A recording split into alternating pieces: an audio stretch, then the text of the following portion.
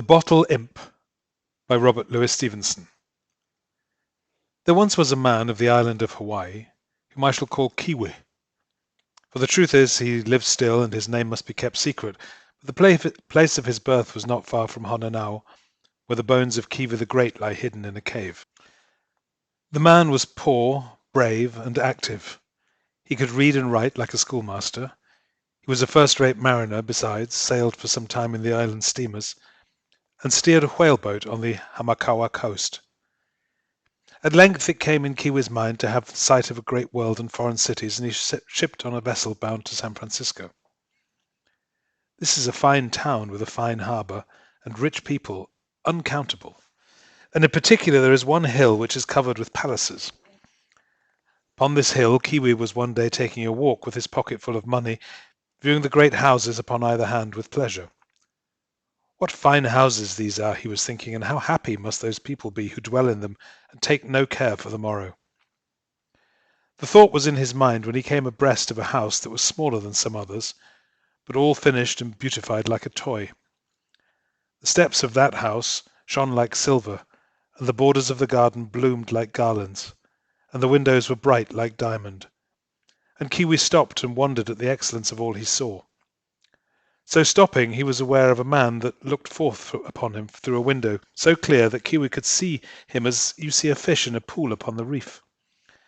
The man was elderly, with a bald head and a black beard, and his face was heavy with sorrow, and he sighed bitterly.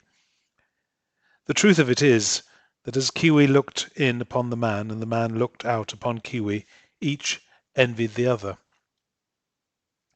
All of a sudden the man smiled and nodded and beckoned Keewee to enter, and met him at the door of the house. "This is a fine house of mine," said the man, and bitterly sighed. "Would you not care to view the chambers?" So he led Keewee all over it, from the cellar to the roof, and there was nothing that was not perfect of its kind, and Keewee was astonished. "Truly," said Keewee, "this is a beautiful house. If I lived in the like of it, I should be laughing all day long. How comes it, then, that you should be sighing?" "There is no reason," said the man, "why you should not have a house in all points similar to this, and finer if you wish. You have some money, I suppose." "I have $50," said Keewee, "but a house like this will cost more than $50. The man made a computation. "I'm sorry you have no more," said he, "for it may raise you trouble in the future, but it shall be yours at $50. "The house?" asked Keewee. "No, not the house," replied the man, "but the bottle. For I must tell you, although I appear to you so rich and fortunate, all my fortune, and this house itself and its garden, come out of a bottle not much bigger than a pint. This is it." And he opened a lock-fast place and took out a round-bellied bottle with a long neck. The glass of it was white like milk, with changing rainbow colours in the grain. Within sides something obscurely moved, like a shadow and a fire. "This is the bottle," said the man, and when Keewee laughed, "You do not believe me?" he added. "Try, then, for yourself. See if you can break it." So Keewee took up the bottle, dashed it on the floor till he was weary, but it jumped on the floor like a child's ball and was not injured. "This is a strange thing," said Keewee, "for by the touch of it, as well as by the look, the bottle should be of glass." "Oh, of glass it is," replied the man, sighing more heavily than ever, "but the glass of it was tempered in the flames of hell. An imp lives in it, and that is the shadow we behold there moving, or so I suppose. If any man buy this bottle, the imp is at his command. All that he desires, love, fame, money, houses like this house, or a city like this city, all are at his word uttered. Napoleon had this bottle, and by it he grew to be king of the world, but he sold it at the last and fell. Captain Cook had this bottle, and so by it he found his way to so many islands, but he too sold it, and was killed upon Hawaii.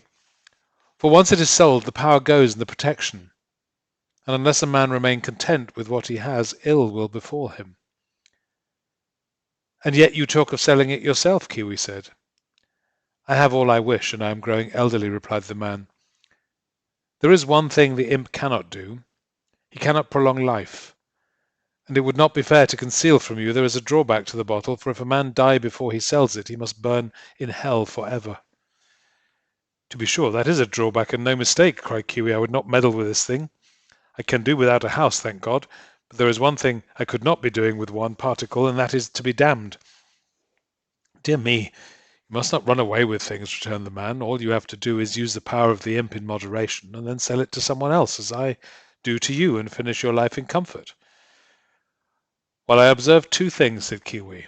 All the time you keep sighing like a maid in love, that is one, and the other, you sell this bottle very cheap. I have told you already why I sigh, said the man. It is because I fear my health is breaking up, and, as you said yourself, to die and go to the devil is a pity for anyone. As for why I sell so cheap, I must explain to you there is a peculiarity about the bottle. Long ago, when the devil brought it first upon the earth, it was extremely expensive, and it was sold first of all to Prester John for many millions of dollars, but it cannot be sold at all unless sold at a loss. If you sell it for as much as you paid for it, back it comes to you again like a homing pigeon. It follows that the price has kept falling in these centuries, and the bottle is now remarkably cheap. I bought it myself from one of my great neighbors on this hill, and the price I paid was only $90. I could sell it for as high as $89.99, but not a penny dearer, or back the thing must come to me. Now about this there are two bothers. First, when you offer a bottle so singular for $80, people suppose you to be jesting, and second, but there's no hurry about that, and I need not go into it. One only remember it must be coined for money that you sell it for. How am I to know that all this is true? Asked Kiwi. Well, some of it you can try at once, replied the man. Give me your $50, take the bottle, and wish your $50 back into your pocket. If that does not happen, I pledge you my honor I will cry off the bargain and restore your money. You are not deceiving me, said Kiwi. The man bound himself with a great oath. Well, I will risk that much, said Kiwi, for that can do no harm. He paid over the money to the man, and the man handed him over the bottle. Imp of the bottle, said Kiwi, I want my $50 back. And sure enough, he had scarce said the word before his pocket was as heavy as ever. To be sure, this is a wonderful bottle, said Kiwi. And now good morning to you, my fine fellow, and the devil go with you for me, said the man. Hold on, said Kiwi, I don't want any more of this fun. Here, take your bottle back. You have bought it for less than I paid for it, replied the man, rubbing his hands. It's yours now, and for my part, I am only concerned to see the back of you. And with that he rang for his Chinese servant and had Kiwi shown out of the house. Now when Kiwi was in the street with the bottle under his arm, he began to think, if all is true about this bottle, I may have made a losing bargain, thinks he.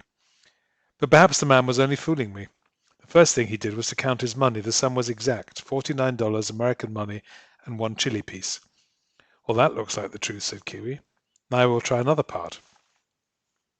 The streets in that part of the city were as clean as a ship's deck, and though it was noon, there were no passengers. Kiwi set the bottle in the gutter and walked away. Twice he looked back, and there was the milky, round-bellied bottle where he left it. A third time he looked back and turned a corner, but as he had scarce done so, when something knocked upon his elbow, and behold, it was the long neck sticking up, and as for the round belly, it was jammed into the pocket of his pilot coat. And that looks like the truth, said Kiwi. Next thing he did was to buy a corkscrew in a shop, and go apart in a secret place in the fields, and there he tried to draw the cork, but as often as he put the screw in, it came out again, the cork as whole as ever. This is some new sort of cork, said Kiwi, and all at once he began to shake and sweat, for he was afraid of that bottle. On his way back to the port side, he saw a shop where a man sold shells and clubs from wild islands, old heathen deities, old coiled money, pictures from China and Japan, and all manner of things that sailors bring in their sea chests. And here he had an idea. So he went in and offered the bottle for $100.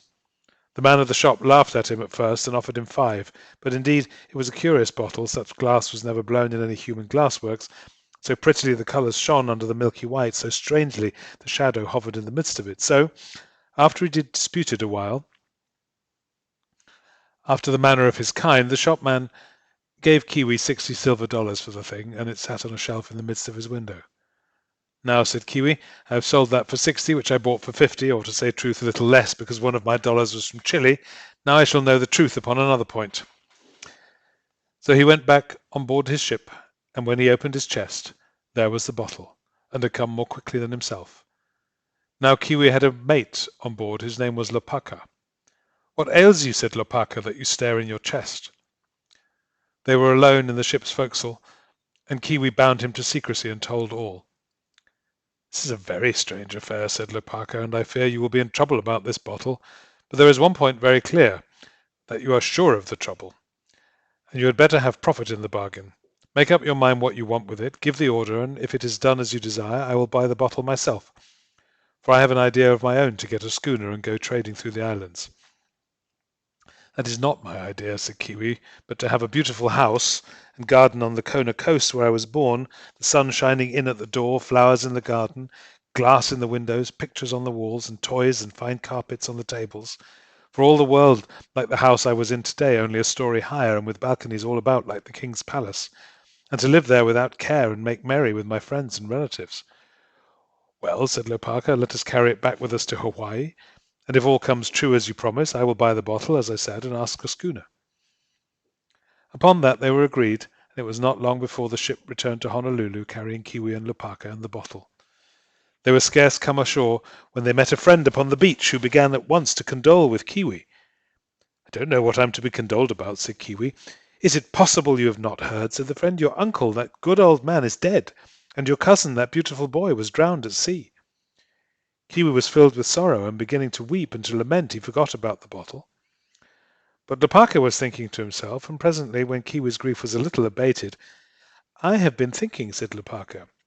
"Had not your uncle lands in Hawaii, the district of Kau?" "No," said Kiwi, "not in Kau. They are on the mountainside a little way south of Hokina." "Well, those lands will be yours now?" asked Lopaka. "And so they will," said Kiwi, and began again to lament for his relatives. "No," said Lopaka, "do not lament at present. I have a thought in my mind. How if this should be the doing of the bottle? For here is the place ready for your house." "If this be so," cried Kiwi, "it's a very ill way to serve me by killing my relatives, and it may be indeed, for it was in just such a station that I saw the house with my mind's eye." "The house, however, is not yet built," said Lopaka. "Nor like to be," said Kiwi, "for though my uncle has some coffee and ava and beans, it will not be more than to keep me in comfort, and the rest of the land is black lava." "Let us go to the lawyer," said Lopaka. "I still have this idea in my mind." Now when they came to the lawyer's, it appeared Kiwi's uncle had grown monstrous rich in the last days, and there was a fund of money. "And here is the money for the house," cried Lopaka. "If you are thinking of a new house," said the lawyer, "here is the card of a new architect of whom they tell me great things." "Better and better," cried Lopaka. "Here is all made plain for us. Let us continue to obey orders." So they went to the architect, and he had drawings of houses on his table. "You want something out of the way," said the architect. "How do you like this?" And he handed a drawing to Kiwi. Now when Kiwi set eyes on the drawing, he cried out loud, for it was a picture of his thought exactly drawn. "I'm in for this house," thought he. "Little as I like the way it comes to me, I'm in it for now, and I may as well take the good along with the evil." So he told the architect all he wished, and how he would have that house furnished, and about the pictures on the walls and the knickknacks on the tables, and he asked the man plainly for how much he would undertake the whole affair. The architect put many questions, and took his pen and made a computation, and when he had done he named the very sum that Kiwi had inherited. Lopaka and Kiwi looked at one another and nodded. "It's quite clear," thought Kiwi, "that I am to have this house, whether or no. It comes from the devil, and I feel I will get little good by that. And of one thing I am sure, I will make no more wishes as long as I have this bottle. But with the house I am saddled, and I may as well take the good along with the evil." So he made his terms with the architect, and they signed a paper, and Kiwi and Lopaka took ship again and sailed to Australia. For it was concluded between them that they should not interfere at all, but leave the architect and the bottle imp to build and to adorn that house at their own pleasure. The voyage was a good voyage, only all the time Kiwi was holding his breath, for he had sworn he would utter no more wishes, and take no more favours from the devil. The time was up when they got back. The architect told them that the house was ready, and Kiwi and Lopaka took a passage in the Hall, and went down Kona way to view the house, and to see if all had been done fitly according to the thought that was in Kiwi's mind. Now the house stood on the mountainside, visible to ships. Above, the black forest ran into the clouds of rain. Below, the black lava fell in cliffs where the kings of old lay buried. A garden bloomed about that house with every hue of flowers, and there was an orchard of papaya on the one hand, and an orchard of breadfruit on the other, and right in front, towards the sea, a ship's mast had been rigged and bore a flag. As for the house, it was 3 stories high, with great chambers and broad balconies on each. The windows were of glass, so excellent that it was as clear as water and as bright as day. All manner of furniture adorned the chambers. Pictures hung upon the wall in golden frames.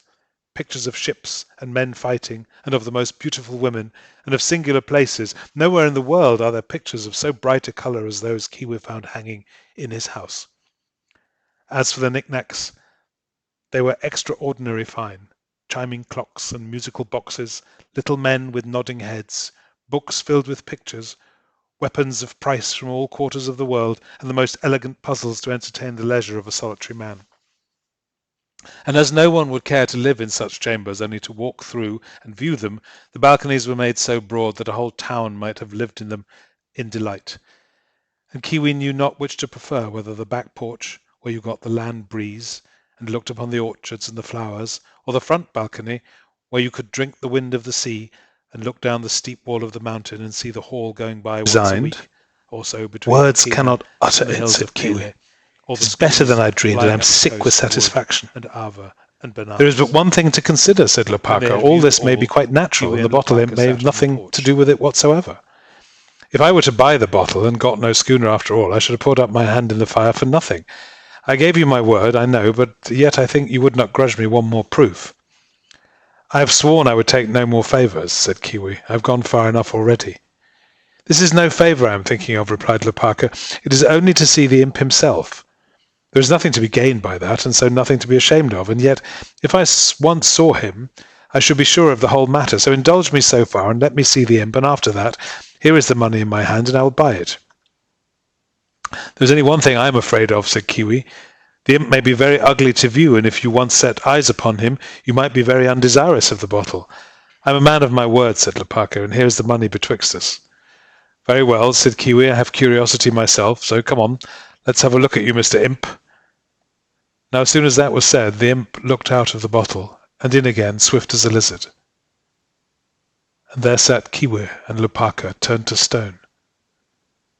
The night had quite come before either have found a thought to say or a voice to say it with, and then Lopaka pushed the money over and took the bottle. I am a man of my word, said he, and had need to be so, or I would not touch this bottle with my foot. Well, I shall get my schooner and $1 or $2 from my pocket, and then I will be rid of this devil as fast as I can, for to tell you the plain truth, the look of him has cast me down. Lopaka, said Kiwi, do not you think any worse of me than you can help. I know it is night, and the road's bad, and the pass by the tombs an ill place to go by so late, but I declare, since I have seen that little face, I cannot eat or sleep or pray till it is gone from me. I will give you a lantern and a basket to put the bottle in, and any picture or fine thing in all my house that takes your fancy, and be gone at once and go sleep at Hukena with Nahinu. Kiwi, said Lopaka, many a man would take this ill, above all when I am doing you a turn so friendly as to keep my word and buy the bottle, and for that matter, the dark and the night and the way by the tombs must all be tenfold more dangerous to a man with such a sin upon his conscience and such a bottle under his arm. But for my part, I am so extremely terrified myself, I have not the heart to blame you. Here I go then, and I pray God you may be happy in your house, and I fortunate with my schooner, and both get to heaven in the end, in spite of the devil and his bottle. So Lopaka went down the mountain, and Kiwi stood in front of his balcony, and listened to the clink of the horses' shoes and watched the lantern go shining down the path, and along the cliffs of caves where the old dead are buried. And all the time he trembled and clasped his hands, and prayed for his friends, and gave glory to God that he himself was escaped out of that trouble. But the next day came very brightly, and the new house of his was so delightful to behold that he forgot his terrors. One day followed another, and Kiwi dwelt there in perpetual joy. He had his place on the back porch. It was there he ate and lived and read the stories in the Honolulu newspapers. But when anyone came by, they would go in and view the chambers and the pictures, and the fame of the house went far and wide. It was called Kahalinui, the great house, in all Kona. And sometimes the bright house, for Kiwi kept a Chinaman who was all day dusting and furbishing, and the glass and the gilt and the fine stuffs and the pictures shone as bright as the morning. For as Kiwi himself, he could not walk in the chambers without singing, his heart was so enlarged. And when ships sailed by upon the sea, he would fly his colours on the mast.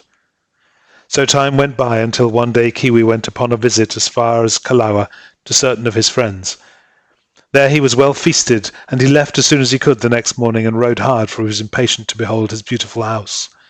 And besides, the night was coming on the night in which the dead of old days go abroad in the sides of Kona. And having already meddled with the devil, he was more chary of meeting with the dead. A little beyond Hananao, looking far ahead, he was aware of a woman bathing in the edge of the sea. She seemed a well-grown girl, but he thought no more of it. Then he saw her white shift flutter as she put it on, and then her red holoku. And by the time he came abreast of her, she was done with her toilet and had come up from the sea and stood by the trackside in her red holoku, and she was all freshened with the bath, and her eyes shone and were kind. Now Kiwi no sooner beheld her than he drew rein. "I thought I knew everyone in this country," said he. "How comes it that I do not know you?" "I am Kokua, daughter of Kiano," said the girl, "and I have just returned from Oahu." "Who are you?" "I will tell you who I am in a little," said Kiwi, dismounting from his horse, "but not now, for I have a thought in mind, and if you knew who I was, you might have heard of me, and would not give me a true answer. But tell me, first of all, one thing. Are you married?" At this, Kokua laughed aloud. It is you who ask questions," he asked. "Are you married yourself?" "Indeed, Kokua, I am not," replied Kiwi. "I never thought to be until this hour. But here is the plain truth. I have met you here at the roadside, and I saw your eyes, which are like the stars, and my heart went to you as swift as a bird. And so now, if you want none of me, say so, and I will go to my own place. But if you think me no worse than any other young man, say so too, and I will turn aside to your father's for the night, and tomorrow I will talk with the good man." Kokua said never a word, but she looked at the sea and laughed. "Kokua," said Kiwi, "if you say nothing, I will take that for the good answer. So let us be stepping to your father's door." She went on ahead of him, still without speech, only sometimes she glanced back and glanced away again. She kept the strings of her hat in her mouth. Now when they had come to the door, Kiano came out on his veranda and cried out and welcomed Kiwi by name. At that the girl looked over, for the fame of the great house had come to her ears, and to be sure it was a very great temptation. All that evening they were very merry together, and the girl was as bold as brass under the eyes of her parents, and made a mock of Kiwi, for she had a quick wit. The next day he had a word with Kiano and found the girl alone. "Kokua," said he, "you made a mock of me all the evening, and it is still time to bid me go. I would not tell you who I was, because I have so fine a house, and I feared you would think too much of the house and do little of the man that loves you. Now you know all, and if you wish to have seen the last of me, say so at once." "No," said Kokua, but this time she did not laugh, nor did Kiwi ask for more. This was the wooing of Kiwi. Things had gone quickly, but so an arrow goes, and the ball of a rifle swifter still, and yet both may strike the target. Things had gone fast, but they had also gone far, and the thought of Kiwi rang in the maiden's head. She heard his voice in the beach of the surf upon the lava, and for this young man that she had seen but twice, she would have left father and mother and her native islands. As for Kiwi himself, his horse flew up the path of the mountains,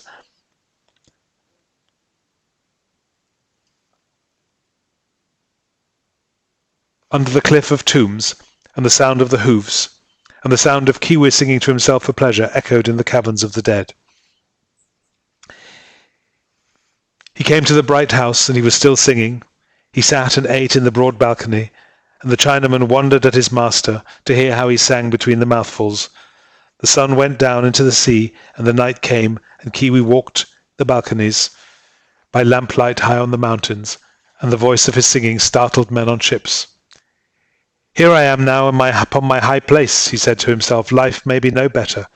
This is the mountain top, and all the shelves about me towards the worse. The first time I will light up the chambers, and bathe in my fine bath with the hot water and the cold, and sleep alone in the bed of my bridal chamber." So the Chinaman had word, and he must rise from sleep and light the furnaces. And as he wrought below, beside the boilers, he heard his master singing and rejoicing above him in the lighted chambers. When the water began to be hot, the Chinaman cried to his master, and Kiwi went into the bathroom, and the Chinaman heard him sing as he filled the marble basin, and heard him sing, and the singing broken as he undressed, until all of a sudden the song ceased. The Chinaman listened and listened. He called up to the house to Kiwi to ask if all were well, and Kiwi answered him yes, and bade him go to bed. But there was no more singing in the bright house. And all night long the Chinaman heard his master's feet go round and round the balconies without repose. Now the truth of it was this. As Kiwi undressed for his bath, he spied upon his flesh a patch like a patch of lichen on a rock. And it was then that he stopped singing, for he knew the likeness of that patch, and knew that he was fallen in the Chinese evil. Now it is a sad thing for any man to fall into this sickness, and it will be a sad thing for anyone to leave a house so beautiful and so commodious, and depart from all his friends to the north coast of Molokai, between the mighty cliff and the sea breakers. But what was that to the case of the man Kiwi, he who had met his love but yesterday, and had won her but that morning, and now saw all his hopes break in a moment like a piece of glass? A while he sat upon the edge of the bath, then sprang with a cry and ran outside, and to and fro along the balcony like one despairing. Very willingly could I leave Hawaii, the home of my fathers, Kiwi was thinking. Very lightly could I leave my house, the high-placed, the many-windowed here upon the mountains. Very bravely could I go to Molokai, to Kalapapawa, by the cliffs, to live with the smitten and to sleep there, far from my fathers. But what wrong have I done, what sin lies upon my soul, that I should have encountered Kokua, coming cool from the sea water in the evening? Kokua, the soul ensnarer, the Kokua, the light of my life. Her may I never wed, her may I look upon no longer, her may I no more handle with my loving hand. And it is for this, it is for you, O Kokua, that I pour my lamentations. Now you are to observe what sort of a man Kiwi was, for he might well have dwelt there in the bright house for years, and no one had been the wiser of his sickness. But he reckoned nothing of that, if he must lose Kokua. And again he might have wed Kokua even as he was, and so many would have done, because they have the souls of pigs. But Kiwi loved the maid manfully, and he would do her no hurt, and bring her in no danger. A little beyond the midst of the night, there came in his mind the recollection of that bottle. He went round to the back porch, and called to memory the day when the devil had looked forth, and at the thought ice ran in his veins. A dreadful thing is the bottle, thought Kiwi, a dreadful is the imp, and it is a dreadful thing to risk the flames of hell. But what other hope have I to cure my sickness or to wed Kokua? What, he thought, would I beard the devil once only to get me a house and not face him again to win Kokua? Thereupon he called to mind it was the next day the Hall went by her return to Honolulu. There must I go first, he thought, and see Lopaka, for the best hope that I have now is to find the same bottle I was so pleased to be rid of. Never a wink could he sleep, the food stuck in his throat, but he sent a letter to Keano and about the time when the steamer would be coming, and rode down beside the cliff of the tombs. It rained, his horse went heavily. He looked up at the black mouths of the caves, and he envied the dead that slept there and were done with trouble. And he called to mind how he had galloped by the day before and was astonished. So he came down to Hokina, and there was all the country gathered for the steamer as usual. In the shed before the store they sat and jested and passed the news, but there was no matter of speech in Kiwi's bosom, and he sat in their midst and looked without on the rain falling on the houses, and the turf beating amongst the rocks, and the sigh rose in his throat. Kiwi of the bright house is out of spirits, said one to another. Indeed, and so he was, and little wonder. Then the Hall came, and the whaleboat carried him on board. The after part of the ship was full of haoles, who had been to visit the volcano as their customers, and in the midst was crowded with Kanakas, and the forepart with the wild bulls from Hilo and horses from Kau. But Kiwi sat apart from all in his sorrow, and watched for the house of Keano. There it sat, low upon the shore in the black rocks, and shaded by the cocoa palms, and there by the door was a red holuka. No greater than a fly, and going to and fro with the fly's busyness. Ah, queen of my heart, he cries, I'll venture my dear soul to win you. Soon after darkness fell, the cabins were lit up, and the haoles sat and played cards and drank whiskey as is their custom. But Kiwi walked the deck all night, and all the next day as they steamed under the lee of Maui or of Molokai, he was still pacing to and fro like a wild animal in a menagerie. Towards evening they passed Diamond Head and came to the pier of Honolulu. Kiwi stepped out among the crowd and began to ask for Lopaka. It seemed he had become the owner of a schooner, none better in the island, and was gone upon an adventure as far as Pulapola or Kahiki, so there was no help to be looked for from Lopaka. Kiwi called to mind a friend of his, a lawyer in town, I must not tell his name, and inquired of him. They said he was suddenly grown rich, He had a fine new house upon Waikiki shore. And this put a thought in Kiwi's head, and he called a hack and drove to the lawyer's house. The house was all brand new, and the trees in the garden no greater than walking sticks. And the lawyer, when he came, had the air of a man well pleased. "What can I do to serve you?" said the lawyer. "You are a friend of Lopaka's," replied Kiwi. "And Lopaka purchased from me certain piece of goods that I thought you might enable me to trace." The lawyer's face became very dark. "I do not profess to misunderstand you, Mr. Kiwi," he said, "though this is an ugly business to be stirring in. You may be sure I know nothing, but yet I have a guess, and if you would apply in a certain quarter, I think you might have news." And he named the name of a man, which again I had better not repeat. So it was for days, and Kiwi went from one to another, finding everywhere new clothes and carriages, fine new houses, and men everywhere in great contentment, although, to be sure, when he hinted at his business, their faces would cloud over. "No doubt I am upon the track," thought Kiwi. "These new clothes and carriages are all the gifts of the little imp, and these glad faces are the faces of men who have taken their profit and got rid of the accursed thing in safety. When I see pale cheeks and hear sighing, I shall know that I am near the bottle." So it befell that at last he was recommended to a haole in Beretania Street. When he came to the door about the hour of the evening meal, there were the usual marks of the new house and the young garden and the electric light shining in the windows. But when the owner came, a shock of hope and fear ran through Kiwi, for here was a young man, white as a corpse and black about the eyes, his hair shedding from his head, and such a look in his countenance as man may have when he is waiting for the gallows. "Here it is, to be sure," thought Kiwi, and so with this man he now no ways veiled his errand. "I am come to buy the bottle," said he. And at this word the young haole of Beretania Street reeled against the wall. "The bottle," he gasped, "to buy the bottle." Then he seemed to choke, and seizing Kiwi by the arm, carried him into a room and poured out wine in 2 glasses. "Here is my respects," said Kiwi, who had been much about with haoles in his time. "Yes," he added, "I am come to buy the bottle. What is the price by now?" At that word the young man let the glass slip through his fingers and looked upon Kiwi like a ghost. "The price," he says, "the price? You do not know the price?" "It is for that I am asking you," returned Kiwi, "but why are you so much concerned? Is there anything wrong about the price?" "Oh, it has dropped a great deal in value since your time, Mr. Kiwi," said the young man, stammering. Well, I shall have to pay less for it," says Kiwi. "How much did it cost you?" The young man was as white as a sheet. 2 cents, said he. "What?" cried Kiwi. 2 cents? Why then, you could only sell it for 1. And he who buys it... The words died upon Kiwi's tongue. He who bought it could never sell it again. The bottle and the bottle imp must abide with him until he died, and when he died, he must carry him to the red end of hell. The young man of Beretania Street fell upon his knees. "For God's sake, buy it!"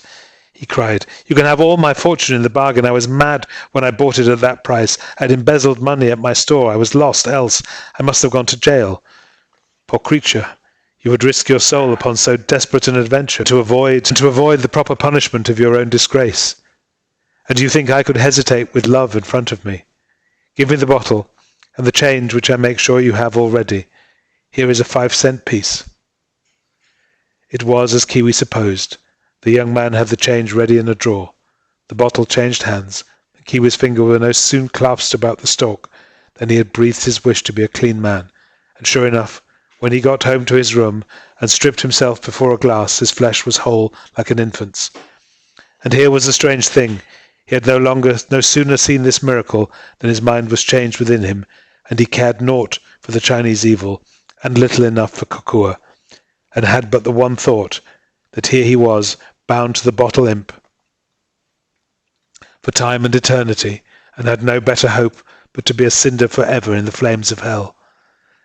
Away ahead of him he saw them blaze in his mind's eye, and his soul shrank, and darkness fell upon the light. When Kiwi came to himself a little, he was aware it was the night, and the band played at the hotel. Thither he went because he feared to be alone, and there, amongst happy faces, walked to and fro, and heard the tunes go up and down.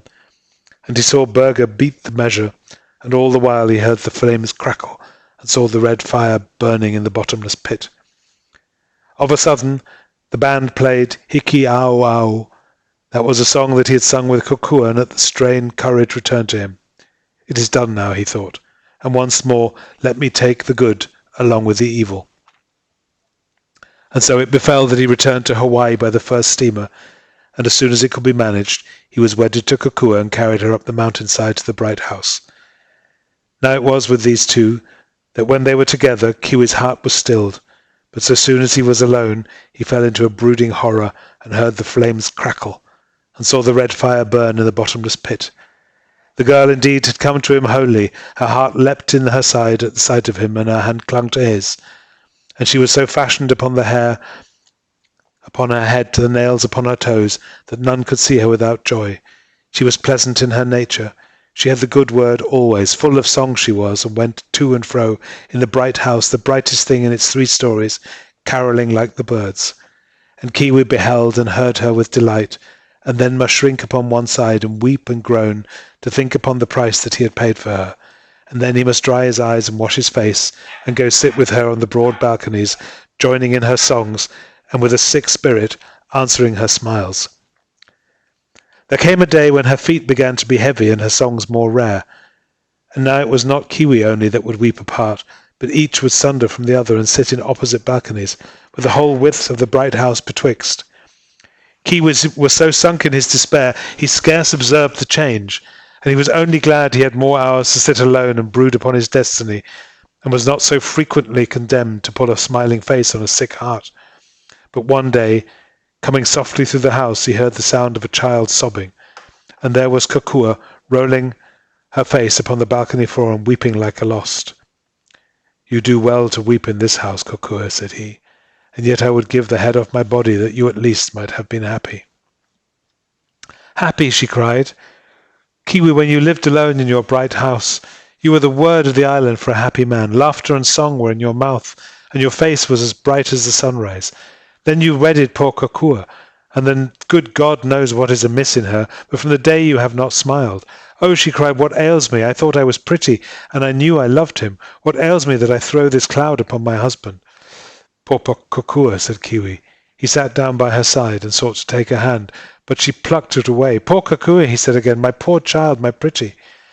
And I had thought all this while to spare you. Well, you shall know all. Then at least you will pity poor Kiwi. Then you will understand how much he loved you in the past, that he dared hell for your possession, and how much he loves you still, the poor condemned one, and that he can yet call up a smile when he beholds you." And with that he told her all, even from the beginning. "You have done this for me?" she cried. "Ah, well, then what do I care?" And she clasped and wept upon him. "Ah, child," said Kiwi, "and yet, when I consider the fire of hell, I care a good deal." "Never tell me," said she. "No man can be lost because he loved Kokua, and no other fault. I tell you, Kiwi, I shall save you with these hands, or perish in your company. What? You loved me and gave your soul, and you think I will not die to save you in return? Ah, my dear, you might die 100 times, and what difference would that make? Except to leave me lonely till the time comes of my damnation. You know nothing," she said. "I was educated in a school in Honolulu. I am no common girl. I tell you I shall save my lover. What is it you say about a cent? But all the world is not American. In England they have a piece they call a farthing, which is about half a cent." "Ah, sorrow," she cried, "that makes it scarcely better, for the buyer must be lost, and we shall find none so brave as my Kiwi. But then there is France, and they have a small coin there which they call a centime, and these go 5 to the cent or thereabout. We could do not better. Come, Kiwi, let us go to the French Isles. Let us go to Tahiti. As fast as ships can bear us. There we have 4 centimes, 3 centimes, 2 centimes, 1 centimes, 4 possible sails to come and go on, and 2 of us to push the bargain. Come, my Kiwi, kiss me and banish care. Kokua will defend you." "Gift of God," he cried, "I cannot think that God will punish me for desiring aught so good. Be it as your will, then. Take me where you please. I put my life and my salvation in your hands." Early the next day, Kokua was about her preparations. She took Kiwi's chest that he went with sailoring. She put the bottle in the corner and then packed it with the richest of their clothes and the bravest of the knickknacks in the house. "For," said she, "we must seem to be rich folks who will believe in the bottle." All the time of her preparation she was as gay as a bird, and only when she looked upon Kiwi the tears would spring in her eye, and she must run and kiss him. As for Kiwi, a weight was off his soul. Now he had his secret shared, some hope in front of him. He seemed like a new man. His feet went lightly on the earth, and his breath was good to him again.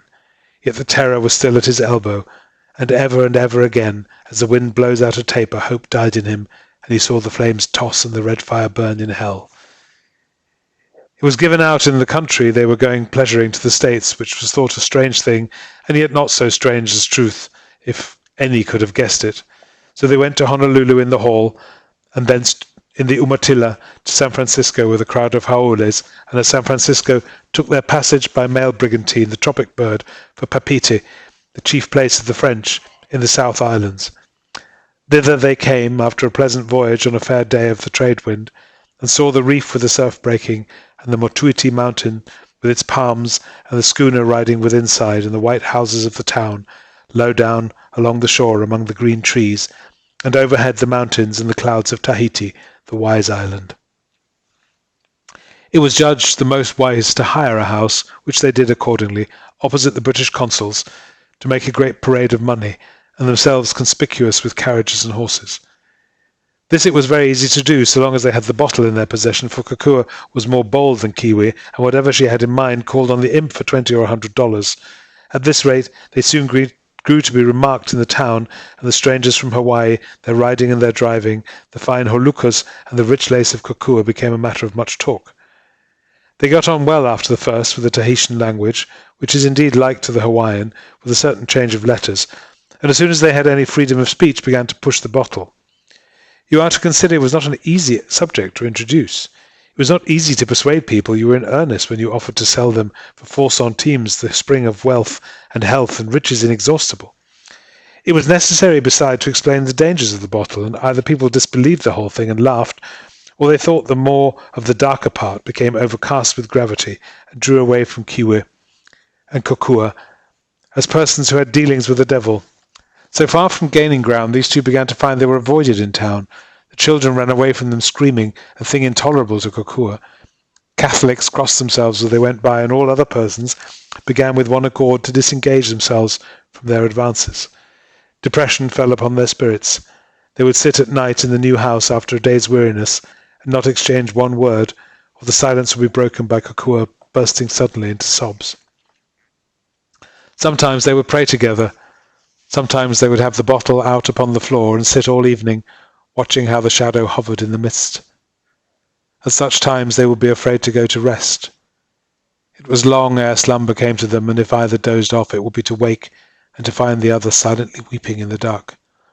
Or perhaps to wake alone, the other having fled from the house, or the neighbourhood of that bottle, to pace under the bananas in the little garden, or to wander on the beach by the moonlight.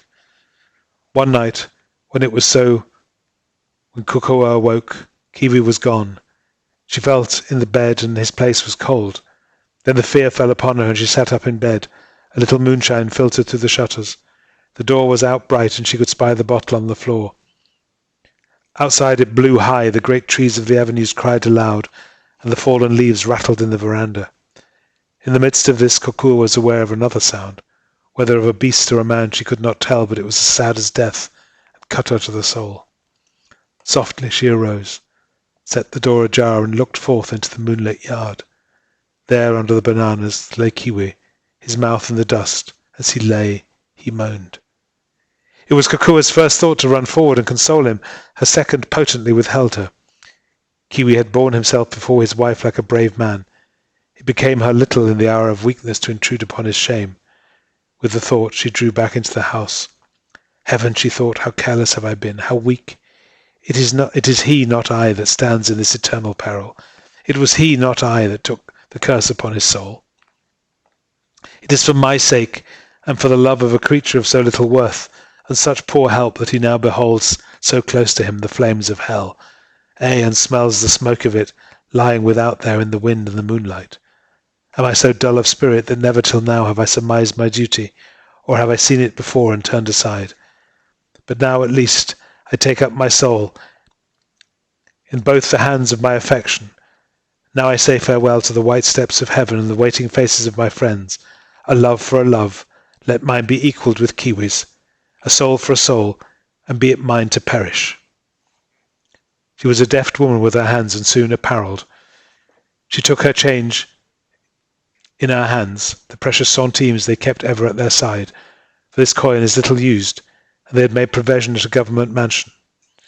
When she was forth in the avenue, clouds came upon the wind, and the moon was blackened, the town slept.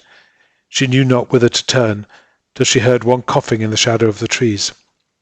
"Old man," said Kokua, "what do you here abroad in the cold night?" The old man could scarce express himself for coughing, but she made out that he was old and poor and a stranger in the island.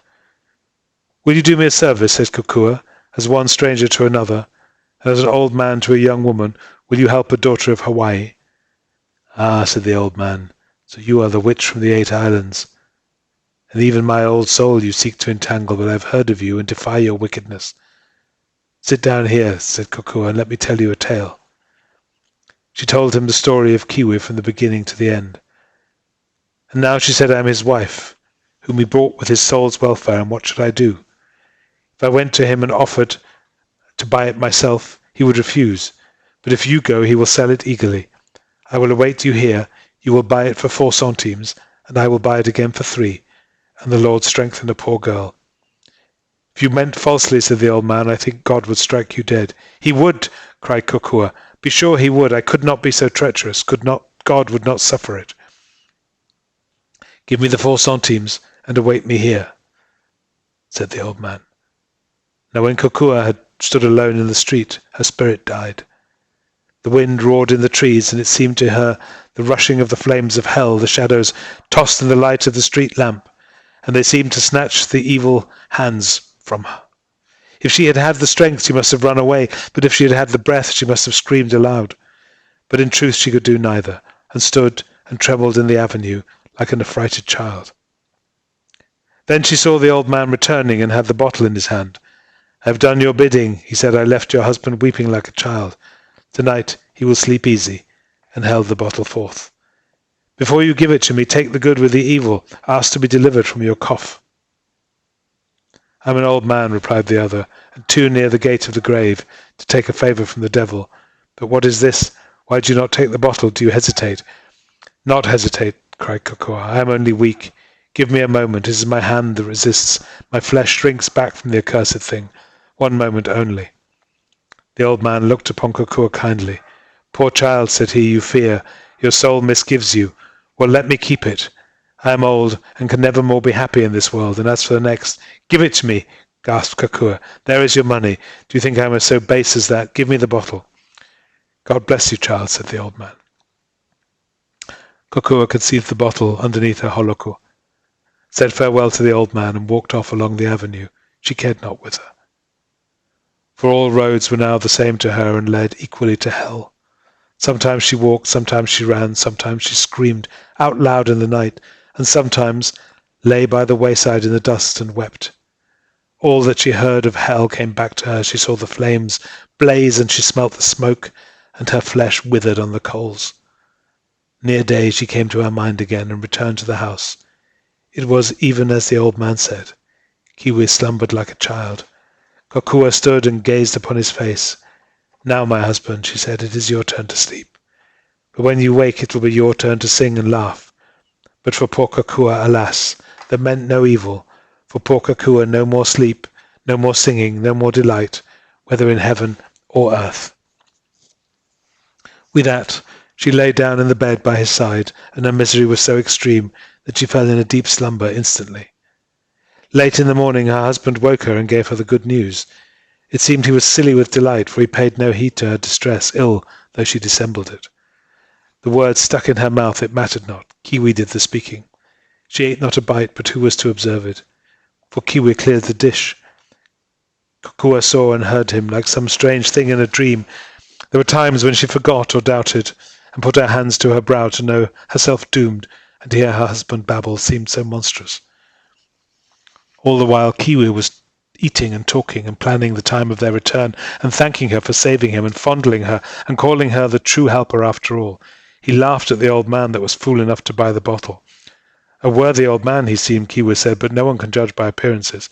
For why did the old reprobate require the bottle?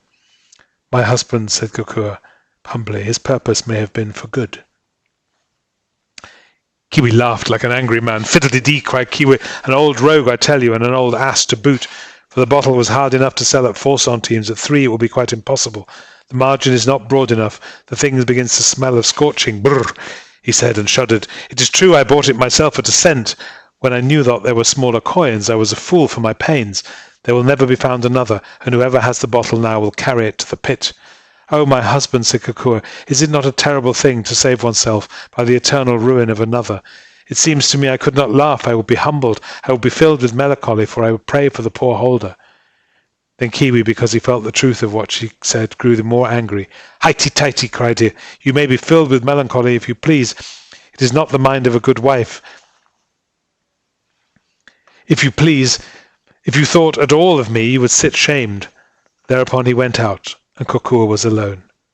What chance had she to sell the bottle at 2 centimes? None, she perceived. And if she had any, here was her husband hurrying away to another country. There was nothing lower than a cent. And here, on the morrow of her sacrifice, was her husband leaving her and blaming her.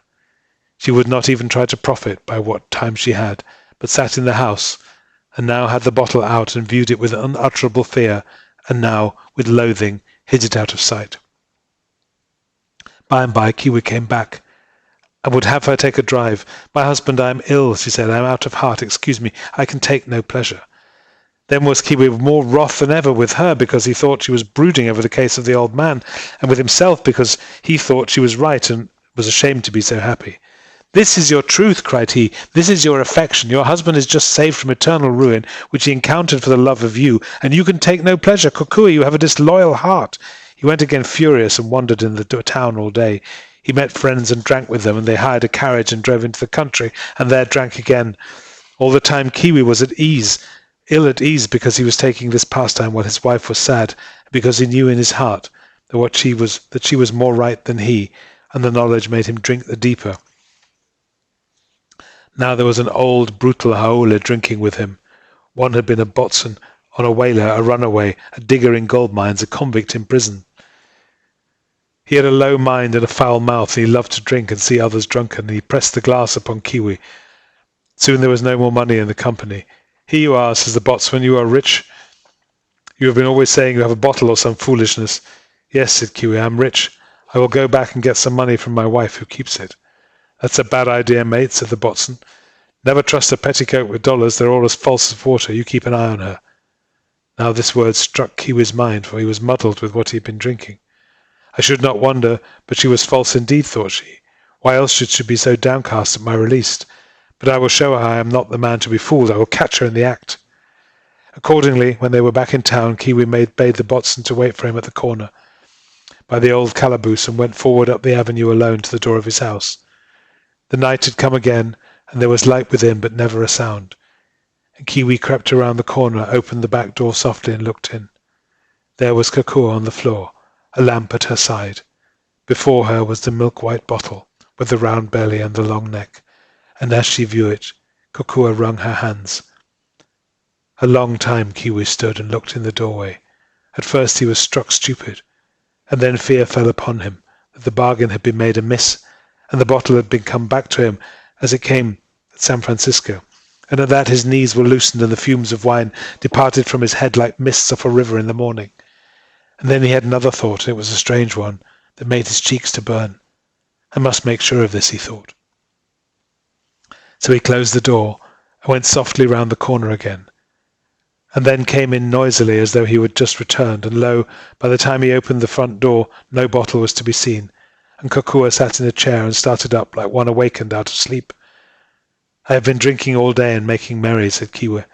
"I have been with good companions, and now I only came back again for money, and returned to drink and carouse with them again."